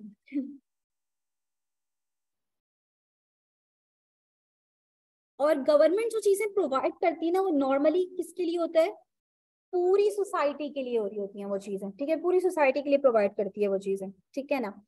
अब ये जो पब्लिक गुड्स हैं, इसके अंदर हमारे पास दो मेन कैरेक्टरिस्टिक्स आ जाते हैं, एक आ जाता है नॉन राइवलरी और एक आ जाता है नॉन एक्सक्लूडिबिलिटी। इसको जरा समझना, ठीक है। सबसे पहले जरा मैं एक्सक्लूडिबिलिटी का मतलब समझा दूं, क्योंकि ये टर्म से समझना थोड़ा आसान लग रहा है। एक्सक्लूडिबिलिटी का क्या मतलब है, यानी आप एक्सक्लूड कर सकते हो, किसी को निकाल सकते हो। अच्छा, अब ये एक्सक्लूडिबिलिटी की कैरेक्टरिस्टिक किस में पाई जाती है? कोई भी ऐसी चीज जिसकी अगर प्राइस आप पे नहीं करते तो सप्लाई आपको एक्सक्लूड कर देगा, उस चीज को कंज्यूम नहीं करने देगा। आप बोलोगे कि इस चीज में एक्सक्लूडिबिलिटी की कैरेक्टरिस्टिक पाई जाती है, ठीक है ना। फॉर एग्जाम्पल, मैं मोबाइल शॉप पे गई और मैं कह रही हूँ मोबाइल दे दो, लेकिन मैं पे करने को तैयार नहीं हूँ, तो मुझे कभी भी मोबाइल नहीं देगा, यानी वो एक्सक्लूड कर सकता है, उसमें ये कैरेक्टरिस्टिक है। बट आप ये कह रहे हो कि पब्लिक गुड्स के अंदर एक्सक्लूडिबिलिटी की कैरेक्टरिस्टिक नहीं है, क्यों? आप कोई पब्लिक गुड्स कुछ सोचो, जैसे कि यहाँ पे एग्जांपल लिखी हुई है, defence system, highway network.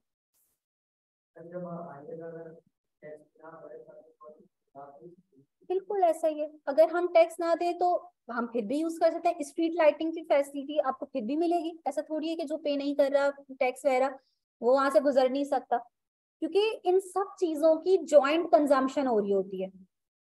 At the same time बहुत सारे लोग इन चीजों को क्या कर रहे होते हैं, कंज्यूम कर रहे होते हैं, इसी वजह से इसमें एक्सक्लूड करना पॉसिबल नहीं है।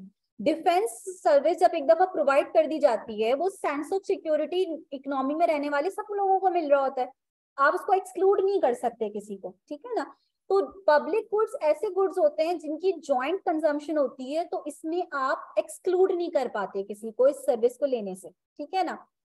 अच्छा जी, इसी ये एक मेन करेक्टरिस्टिक है जिसकी वजह से इन चीजों को प्राइवेट इंडिविजुअल्स नहीं प्रोवाइड कर पाते, क्योंकि जब आप एक्सक्लूड नहीं कर पाएंगे तो जरा आप पे करना नहीं चाहेंगे, आप बोलेंगे मैं क्यों पे करूं, जब एक दफा ये सर्विस प्रोवाइड कर दी गई सबको मिलेगी, तो आप फ्री राइडर जो है ना वो फायदा हासिल करने की कोशिश करेंगे, मुफ्त में ले लेता हूं मैं ये सर्विस, ठीक है ना। तभी इन चीजों को कौन प्रोवाइड करती है? गवर्नमेंट प्रोवाइड करती है, फिर गवर्नमेंट टैक्सेस के थ्रू बाय फोर्स आपसे पैसे लेती है, ठीक है ना। अच्छा, दूसरी एक और कैरेक्टरिस्टिक लिखी हुई है, मैं हमें समझ में आ गई होगी नॉन एक्सक्लूडिबिलिटी की। दूसरी लिखी हुई है नॉन राइवलरी। नॉन राइवलरी का मतलब ये होता है, अच्छा पहले राइवलरी का मतलब कि किसी भी चीज की कंजम्पशन राइवल जब होगी, जब किसी एक की जब कंजम्पशन सिर्फ उस बंदे तक क्या हो, लिमिटेड हो, अगर कोई दूसरा बंदा भी उसको कंज्यूम करने लगे तो उसका फायदा क्या हो जाए, कम हो जाए, ठीक है ना। तो आप बोलोगे राइवल इन कंजम्पशन, ये एक तरह से कंपटीशन के सेंस में भी आप ले सकते हो, राइवल आप इसी सेंस में ले रहे होते हैं ना, राइवल है, कॉम्पिटिटर है, ठीक है ना। हाँ एग्जाम्पल मैं दे देती हूँ, जैसे कि फॉर एग्जाम्पल मैं गई, मैंने एक मोबाइल सेट लिया, अब वो जो मोबाइल सेट है उसकी कंजम्पशन सिर्फ मुझ तक लिमिटेड हो गई ना, वो सेम यूनिट कोई और नहीं ले सकता, वो सेम यूनिट जो मैंने खरीदा है, जो मेरे हाथ में है, उसका फायदा सिर्फ मुझ तक लिमिटेड है, अब वो सेम यूनिट कोई और नहीं ले सकता। ये है आपकी rival in consumption. Non rival क्या होगी, एक ही चीज है, सब फायदा ले रहे होंगे उससे, ऐसा ही है। पब्लिक गुड्स में यही हो रहा है, हमने एग्जांपल बात कर ली, डिफेंस सर्विस की बात कर ली, स्ट्रीट लाइटनिंग की बात कर ली, ठीक है, हाईवे नेटवर्क्स की बात कर ली, ये सारी कौन सी चीजें हैं जिनका फायदा किसी एक तक लिमिटेड नहीं है, और किसी एक की कंजम्पशन से दूसरे का बेनिफिट कम नहीं हो रहा, ठीक है ना। हम कभी भी स्ट्रीट लाइट के नीचे खड़े हो जाओ, किसी और को ना आने दे, नहीं आप आ जाएंगे तो मुझे स्ट्रीट लाइट की फैसिलिटी प्रॉपर नहीं मिलेगी, तो ऐसा नहीं होता, सबको इक्वली जॉइंट कंजम्पशन हो रही होती है ऐसी चीजों की, तो इनकी जिन चीजों की कंजम्पशन राइवल नहीं होती, एक का बेनिफिट दूसरे के कंज्यूम करने से कम नहीं होता, ठीक है ना। तो पब्लिक गुड्स सिंपल, मैं इसकी कोई आपको डेफिनेशन वगैरह कोई इतनी बड़ी बड़ी नहीं लिखवा रही, नॉर्मली मैं लिखवाती हूँ, अगर आप लोग बोलोगे तो मैं उसको अलग से आप लोगों को सेंड कर दूंगी। बट नॉन राइवलरी का मतलब वो चीजें जिनकी ज्वाइंट कंजम्पशन हो रही होती है, और एक नॉन एक्सक्लूडिबिलिटी का मतलब कि आप उसको किसी को भी एक्सक्लूड ना कर सको उस चीज को कंज्यूम करने से, ठीक है ना। प्रॉपर डेफिनेशन इंशाल्लाह मैं आप लोगों को सेंड कर दूंगी, ठीक है ना। बात समझ में आ रही है, किसी का कोई भी क्वेश्चन जहन में, कोई कंफ्यूजन हो।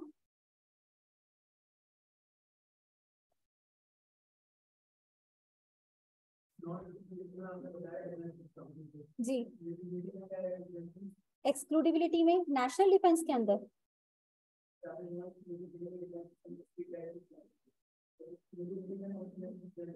नॉन राइवलरी के अंदर आप कह रहे हो कि कौन सी, एक्सक्लूडिबिलिटी के अंदर वो मैंने साथ ही एग्जांपल दे दी ना, प्राइवेट गुड्स की। प्राइवेट प्रोड्यूसर जो भी चीज बेच रहा होता है वो जब तक नहीं देगा आपको, जब तक उसके लिए आप पे नहीं करोगे, तो वो आपको एक्सक्लूड कर देगा उस चीज को कंज्यूम करने से, जब तक आप उसके लिए पे नहीं करते, तो उसके पास ये है ऑप्शन कि वो आपको एक्सक्लूड कर सकता है, ठीक है। तो वो सेकंड आपके पास जो सॉरी फोर्थ आपके पास जो कैटेगरी आएगी वो उसी की है, वो आपको यही बता रही है। प्राइवेट गुड्स कौन से गुड्स होते हैं, जिनके अंदर राइवलरी, और मैं ऑलरेडी आप लोगों को ये बात समझा चुकी हूँ उसके साथ ही, ठीक है ना। आप एक्सक्लूड भी कर सकते हो, जैसे कि उन्होंने एग्जांपल दी कि bread is a private good that can be distributed among individuals in different ways and the portion consumed by one person cannot be eaten by others, rival in consumption है, ऐसा ही है। एक जो यूनिट एक individual consume कर रहा है उसका फायदा दूसरा नहीं ले सकता, ठीक है, it means rival and consumption के अंदर। दूसरा ये कि जब तक आप पे नहीं करोगे तब तक आपको वो चीज प्रोवाइड नहीं की जाएगी, तो एक्सक्लूजन इज पॉसिबल, ठीक है ना।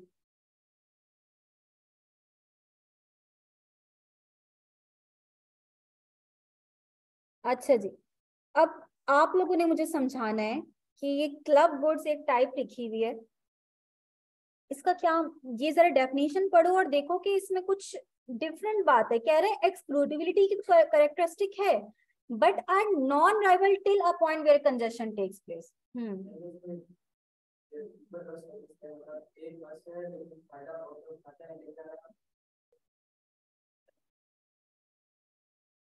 तो हाँ ठीक है, बहुत अच्छी एग्जांपल दी आपने। अच्छा आपने बोला कि बहुत सारे कंज्यूम करे तो जो नॉन राइवल है, ठीक है, ये बात भी आपकी बिल्कुल ठीक है, बट आगे जो लिखा हुआ है उसको भी थोड़ा समझा दो, आप अपनी बात में समझा सकते हो उसको। आपने एग्जांपल ठीक दी है बिल्कुल, till a point where congestion takes place. हाँ, अगर एक पॉइंट तक इसकी कंजम्पशन क्या है आपकी नॉन राइवल, लेकिन जब कंजेशन होना स्टार्ट हो जाए अब क्या होगा, एक का बेनिफिट दूसरे से क्या होने लग जाएगा, कम होने लग जाएगा। अब हर कोई नॉन राइवल यानी ज्वाइंट कंजम्पशन तो हो रही होती है, और नॉन राइवल का मतलब सिर्फ ये नहीं कि ज्वाइंट कंजम्पशन हो रही है, उसका मतलब सेम ये भी है कि एट द सेम टाइम उसका बेनिफिट सब ले रहे हैं। बट एक पॉइंट पे आके वो कह रहे हैं क्लब गुड्स वो हैं जिनकी एक एक पॉइंट पे आके ये होना स्टार्ट हो जाएगा कि एक का बेनिफिट दूसरे की वजह से क्या होने लग जाएगा, कम होने लग जाएगा, लिमिटेड है, इतनी कंजेशन होना स्टार्ट हो जाएगी, फिर दूसरों से प्रॉब्लम होने लग जाएगी आपको, ठीक है ना। इसकी एग्जांपल बहुत सारी है, स्विमिंग पूल्स के आप एग्जांपल ले लो, एट द सेम टाइम बहुत सारे लोग आपके जो है वो उसको यूज कर रहे हैं, बट एक पॉइंट पे आके आप बोलोगे बस अब लिमिट बहुत हो गई है अब, ठीक है, अब हमें भी कुछ समझ नहीं आ रहा, इतने सारे लोग आ गए, ठीक है ना। बिल्कुल इसी तरह वाईफाई सर्विस एक बहुत अच्छी एग्जांपल है, ठीक है ना, एक्सक्लूड कर सकते हो, पे करना पड़ेगा आपको, फिर at the same time consumption एक से ज्यादा लोग कर सकते हैं, बट क्या होता है फिर घर में दावत है, बहुत सारे लोग हैं, सबने वाईफाई पासवर्ड मांग लिया, अब सब यूज कर रहे हैं, अब क्या हो रहा है, नेट स्लो हो गया बहुत ज्यादा, अब हर कोई दूसरे को बोले यार नेट बंद कर दो, हमारा नेट स्लो चल रहा है, तो अब क्या होना स्टार्ट हो गया, कंजेशन होना स्टार्ट हो गई है, अब जो उसकी कंजम्पशन है वो नॉन राइवल से क्या हो गई है, राइवल हो गई है, कि एक का फायदा दूसरे की वजह से क्या होना स्टार्ट हो गया है, कम होना स्टार्ट हो गया, ठीक है ना। तो ये सारी चीजें क्लब गुड्स के एग्जाम्पल में आ जाएंगी, जहां पे एक पॉइंट तक नॉन राइवल होगी कंजम्पशन, और फिर कंजेशन जब से होना स्टार्ट हो जाएगी तब से कंजम्पशन क्या हो जाएगी आपकी, राइवल हो जाएगी।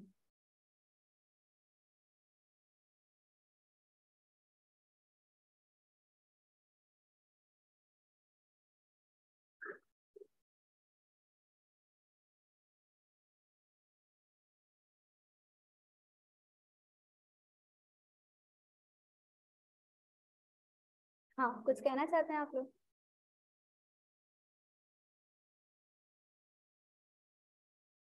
थोड़ा सा और पढ़ लो, फिर जल्दी एंड कर देंगे क्या। आ, मैं तुम लोगों के दर्द बहुत अच्छे से समझ सकती हूँ। पढ़ाई हमें पता है मैक्सिमम, वो भी थ्योरी जैसा सब्जेक्ट 45 मिनट्स इनफ होते हैं, ठीक है। उसके बाद फिर आप बस घड़ी देख रहे होते हो, और कभी कभार तो आप शुरू से ही घड़ी देखना शुरू कर देते हो, तो जो कि मुझे दिख रहा है।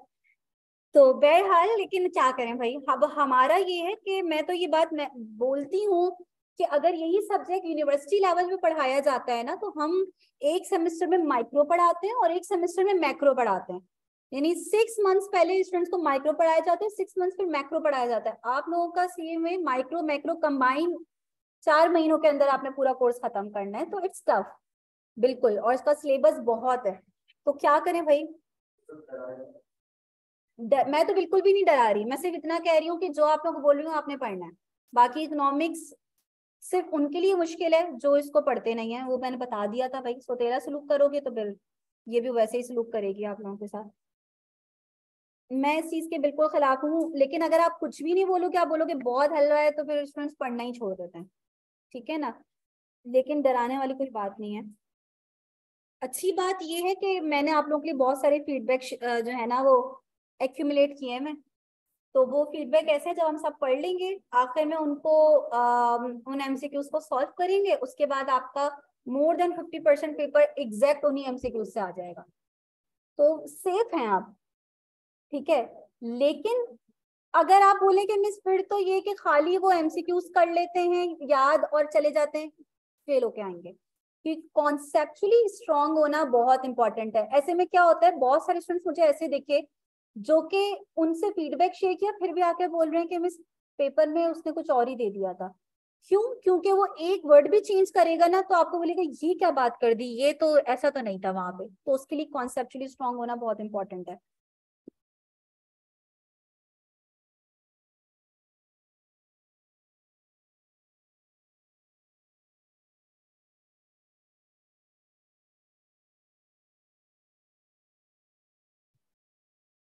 अच्छा जी, types of goods on the basis of income, income की बेसिस पर भी हम गुड्स को कुछ कैटेगरीज में डिवाइड करते हैं, खास तौर पे जो आपके नॉर्मल गुड्स और इंफीरियर गुड्स हैं, ये इंपॉर्टेंट टाइप्स हैं। नॉर्मली क्या होता है, नॉर्मली के साथ ही नॉर्मल गुड्स का हमने नाम रख दिया। नॉर्मली क्या होता है कि जब हमारी इनकम बढ़ती है, हम चाहें भी ना तब भी हमारे एक्सपेंडिचर्स क्या हो जाते हैं, बढ़ जाते हैं, हम डिमांड चीजों की बढ़ा देते हैं। तो नॉर्मल गुड्स वो गुड्स होते हैं जिनकी इनकम बढ़ने से डिमांड क्या हो जाती है, इंक्रीज हो जाती है। अब आप सोच रहे होंगे फिर ऐसे कौन से गुड्स हैं जिनकी इनकम बढ़ने से डिमांड ना बढ़े, होता तो यही है हमेशा, लेकिन ऐसा नहीं होता। कुछ स्पेसिफिक आपके गुड्स ऐसे होते हैं जिनकी इनकम बढ़ने से डिमांड बढ़ने के बजाय क्या हो जाती है, काम हो जाती है। लेकिन बहुत आसान कॉन्सेप्ट है, नाम बता रहे हैं आपको, वो कौन से गुड्स होंगे? इंफीरियर। इंफीरियर का मतलब क्या है? उनकी क्वालिटी क्या होगी? थोड़ी सी इंफीरियर होगी, चीप गुड्स होंगे। जैसे कि एग्जाम्पल में इन्होंने यहाँ पे लिखा हुआ है, कोई एग्जाम्पल मेंशन करी हुई है? हाँ बिल्कुल मेंशन करी हुई है। ये कह रहे हैं भाई public transport, second hand products, ठीक है ना, चीप होती है। नॉर्मली आप प्रेफर कर रहे हो तो अगर आपकी इनकम कम है, ठीक है, जब आपकी इनकम बढ़ेगी तो आप बेहतर चीजों पे आ जाओगे, फिर आप सेकंड हैंड चीजें नहीं खरीदोगे ना, फिर आप बेहतर क्वालिटी की चीजें खरीदोगे। तो इंफीरियर गुड्स वो होते हैं जो लो इनकम पे आप इनकी डिमांड ज्यादा कर रहे होते हो, और हाई इनकम लेवल पे इनकी डिमांड क्या कर देते हो? कम कर देते हो। मुश्किल बात तो नहीं है, आसान है। तो बहुत सारी एग्जांपल्स आ सकती हैं। आपने कहीं फॉर एग्जांपल इस्लामाबाद जाना है, अब अगर लो इनकम लेवल है तो हो सकता है कि भाई ट्रेन के अंदर भी दो चीजें आ जाती हैं, इकोनॉमी क्लास और बिजनेस क्लास, ये भी आपके एग्जाम्पल में आ जाता है, ठीक है ना। फिर दूसरा ये कि आप या तो बाय ट्रेन जाओ, या फिर दूसरा ऑप्शन बाय प्लेन जाओ भाई, ठीक है, ये भी एक आपके है ऑप्शन। तो ये इसमें भी फिर आप कंपेयर करो तो इंफीरियर आपको पता चल जाएगा कि क्या है, सही है ना। इनकम बढ़ती रहती है तो हम नॉर्मल गुड्स की डिमांड हमारी बढ़ती है, इंफीरियर गुड्स की डिमांड कम हो जाती है, ठीक है। ये जो लास्ट लिखा हुआ है ना, इसका कोई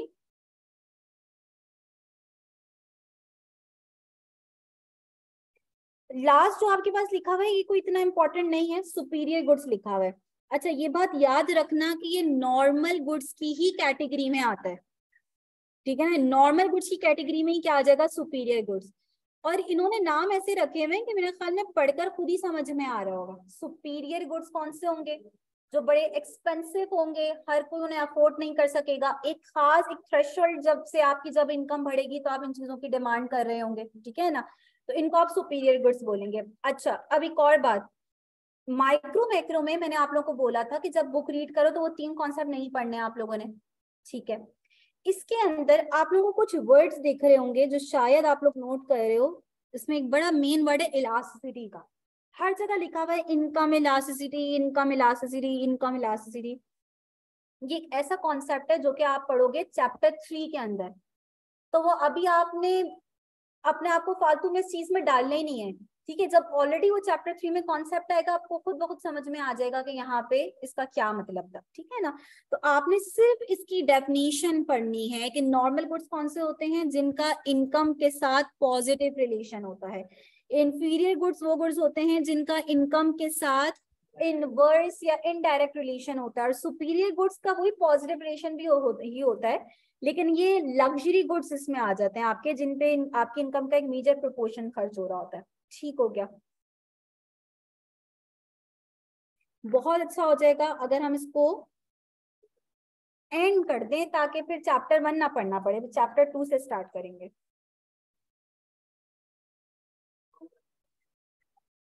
हाँ लेकिन ऐसा भी ना हो कि फिर तुम लोग का डाइजेस्ट हो रहा है ना।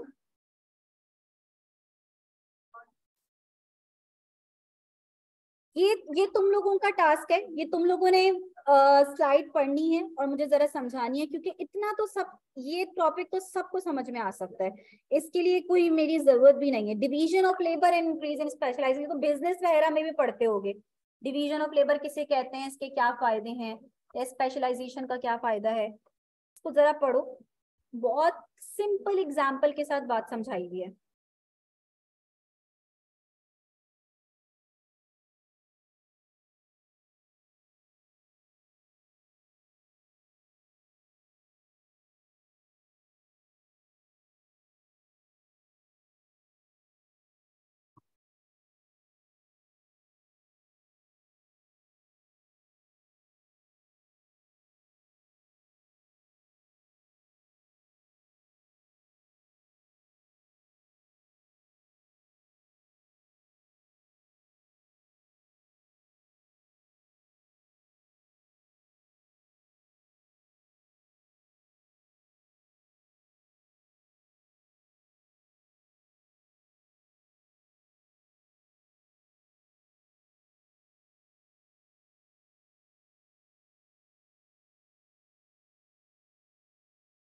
डेफिनेशन सबको समझ में आ गई है ना?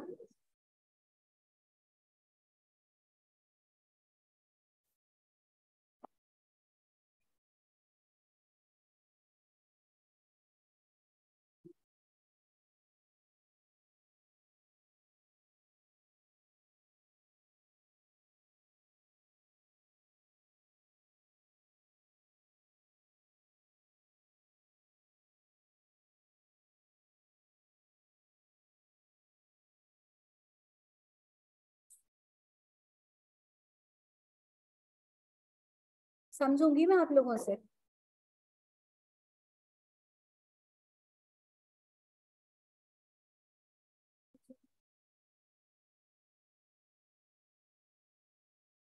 हाँ जी, पढ़ लिए बेनिफिट्स, ये लास्ट बेनिफिट भी देख लेना भाई।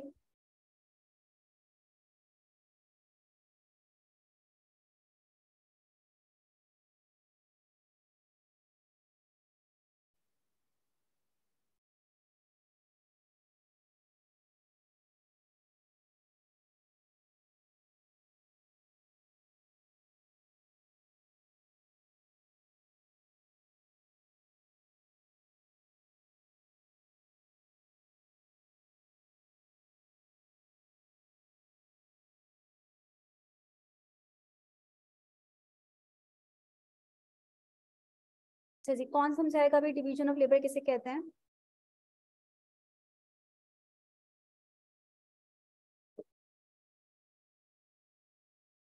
सबको समझ में आया?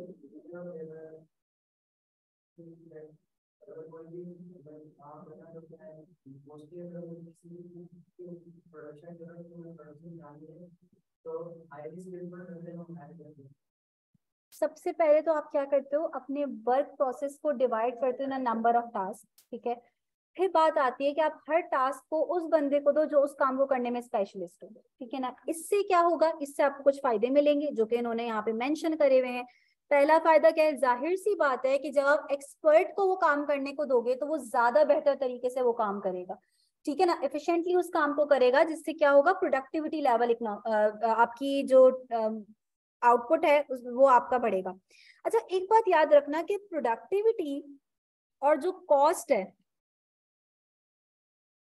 एवरेज कॉस्ट, उस एवरेज कॉस्ट किसे कहते हैं, पर यूनिट कॉस्ट, ठीक है ना। मैं 10 चीजें बना रही हूँ, 100 रुपए की बन रही है, एक चीज कितने की बन रही है, ऑन एवरेज 10 रुपए की बन रही होगी। इन दोनों का ना इनवर्स रिलेशन है। कैसे? जितना ज्यादा आप प्रोड्यूस करोगे उतनी पर यूनिट कॉस्ट आपकी क्या होती चली जाएगी, कम होती चली जाएगी। बात समझ में आ रही है ना। तो यही बात यहाँ पे इन्होंने, अच्छा ये थर्ड पॉइंट है, मुझे लगा सेकंड पॉइंट है। तो थर्ड पॉइंट में इन्होंने यही बात मेंशन करी हुई है कि स्पेशलाइजेशन की वजह से, क्योंकि प्रोडक्टिविटी बहुत स्पीड से बढ़ रही है, तो आपकी पर यूनिट कॉस्ट क्या होती चली जाएगी, कम होती चली जाएगी। ये एक बड़ा आपको फायदा मिलेगा इससे, ठीक है ना। सेकंड पॉइंट समझ में आ रहा है, no time is wasted moving from one task to another. जो बंदा काम कर उसको पता है मेरा यही टास्क है, मुझे यही करना है, उसका अटेंशन जो जितनी भी आपका फोकस है वो उसी चीज पे रहेगा, ठीक है ना। Then division of labour leads to specialisation. establishing division of labor allow people to do specified tasks they are good at rather than doing anything, ठीक है ना। सब कुछ करने से ज्यादा बेहतर है कि आप वो काम करो जिसमें आप बेस्ट हो। और लास्ट पॉइंट ये लिखा हुआ है कि इंटरनेशनल वे में अगर हम देखें तो जिस तरह इंडिविजुअल्स स्किल्स में डिफरेंट होते हैं, इसी तरह कंट्रीज भी कुछ चीजों को बनाने में बहुत अच्छी होती है, उनको कंपैरेटिव एडवांटेज मिल रहा होता है क्योंकि उन चीजों में उनकी कॉस्ट क्या आ रही होती है, कम आ रही होती है। तो ये स्पेशलाइजेशन आपको कंट्री लेवल पे भी मिलेगी कि एक कंट्री किसी चीज, एक चीज को बनाने में बड़ी स्पेशलिस्ट है दूसरे इसके मुकाबले में। जी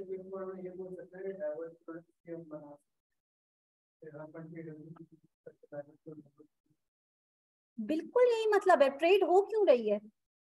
ट्रेड का मतलब ही यही है कि भाई हमारी कंट्री एक चीज को बनाने में बहुत अच्छी है, दूसरी कंट्री किसी दूसरी चीज को बनाने में ज्यादा बेहतर है। तो बजाय इसके कि आप वो चीज बनाएं जिसकी आप, जिसमें आपकी कॉस्ट ज्यादा आ रही है, आप वो चीज पे आप अपना फोकस रखें जिसमें आपकी कॉस्ट कम आ रही है, ताकि आप आपस में ट्रेड करें। और एक्सचेंज का कॉन्सेप्ट भी जब भी डेवलप हुआ कि हर इंडिविजुअल किसी एक काम को करने में, दो तीन चीज, किसी एक चीज में ज्यादा स्पेशलिस्ट होता है। पहले क्या करते थे भाई, हम घर जो अगर आप इंसानों को देखो बहुत पीछे जाकर, तो भाई वो घर भी खुद बना रहे, सब काम खुद कर रहे हैं। बट उसके बाद आपने रियलाइज करना स्टार्ट करा कि एक बंदा फार्मिंग बहुत अच्छी कर सकता है, एक बंदा शिकार बहुत अच्छा कर सकता है, एक बंदा घर बहुत अच्छा बना सकता है। सबने अपने पर्टिकुलर काम पकड़ लिए और फिर एक्सचेंज करना स्टार्ट कर दिया चीजों का आपस में।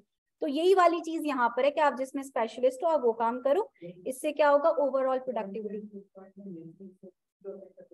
बिल्कुल इन्होंने मेंशन किया हुआ है, बिल्कुल ऐसा ही है। कह रहे हैं कि भाई कुछ जगहों का इन्वायरमेंट ऐसा होता है कि वहां पे पर्टिकुलर क्रॉप्स ग्रो हो रही होती हैं। हाँ तो बिल्कुल, तो लैंड इटसेल्फ एक फैक्टर है ना, लैंड लेबर कैपिटल सबका डिफरेंस मिलेगा ना आपको। डिफरेंस कैपिटल के सेंस में भी हो सकता है, लेबर के सेंस में भी हो सकता है, लैंड के सेंस में भी हो सकता है, ठीक है ना। तब भी तो ट्रेड एक रीजन बन रही है ना आपस में, क्योंकि वो चीज वो कंट्री उस चीज को बनाने में ज्यादा बेहतर है क्योंकि उसको वो पर्टिकुलर इन्वायरमेंट मिल रहा है, ठीक है ना। तो मैं ख्याल में यहीं तक रखते हैं, ठीक है, ज्यादा बेहतर है। हाँ जी, कोई सवाल?